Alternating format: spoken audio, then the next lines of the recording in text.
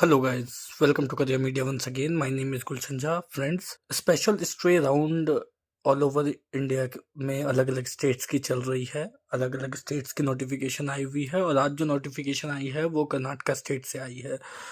Karnataka state ने भी अपनी स्पेशल स्टे वैकेंसी राउंड की जो है स्केड्यूल और प्रोसेस ऑफ काउंसलिंग उसे पब्लिश कर दी है।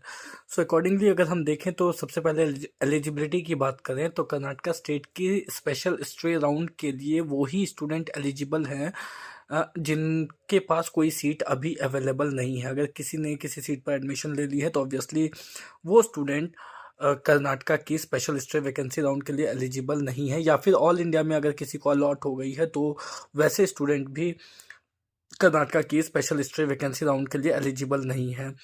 अब बात करें सीट मैट्रिक्स की तो सीट मैट्रिक्स जो है वो कर्नाटका की ऑफिशियल वेबसाइट www.kea.kar.nic.in पर पब्लिश हो चुकी है।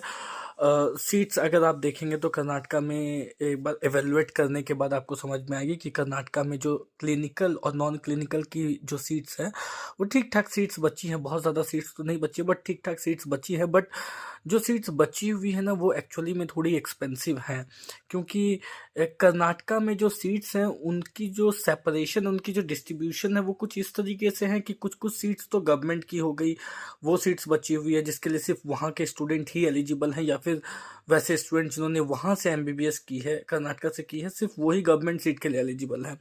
बट जो ओपन, क्योंकि कर्नाटका एक ओपन स्टेट है तो नॉन डोमिसाइल स्टूडेंट भी एलिजिबल है। अब नॉन डोमिसाइल स्टूडेंट जिन सीट्स के लिए एलिजिबल हैं वो एक तो 11 लाख वाली फीस स्ट्रक्चर वाली जो सीट्स हैं उनके लिए एलिजिबल है, और वहाँ पे जो एनआरआई की सीट या फिर अदर्स की सीट जो होती है उन सीट्स के लिए एलिजिबल है।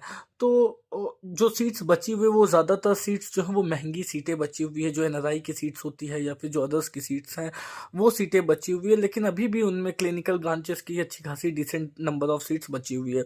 अगर कोई स्टूडेंट ऐसा देख रहे हैं कि कर्नाटका स्टेट में और उनका बजट भी ठीक ठाक है, मतलब जो बजट वहाँ की है 55 लाख 60 लाख 65 लाख इस तरीके से फीस वहाँ पे एनआरआई या फिर अदर्स कोटे की सीट्स की फीस है। तो अगर ये बजट है तो वो एक बार को कर्नाटका का ऑप्शन ज़रूर लेकर के चल सकते हैं। हालांकि न्यू रजिस्ट्रेशन कर्नाटका के स्पेशल स्टे राउंड के लिए स्टार्ट नहीं की गई है। इसमें सिर्फ वही स्टूडेंट एलिजिबल होंगे जिन्होंने इससे पहले खुद को रजिस्टर करके रखा होगा।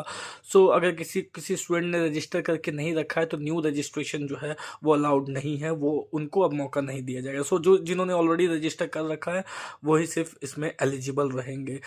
जो प्रोसेस है काउंसलिंग की वो कुछ इस प्रकार से है कि सबसे पहले तो आपको जो है वो फीस की DD Karnataka examination authority Bangalore में जा करके फिजिकली सबमिट करनी होगी। एक बार आप डीडी सबमिट कर देते हो, फीस की जो भी फीस है उस फीस की डीडी आप सबमिट कर देते हो तो उसके बाद आपको जो है वो ऑनलाइन चॉइस फिलिंग करनी होगी। और जो चॉइस फिलिंग है ऑनलाइन वो 29 ऑफ नवंबर को होनी है 2 बजे के बाद। जो 2 PM after 2 PM choice filling जो है वो स्टार्ट होगी।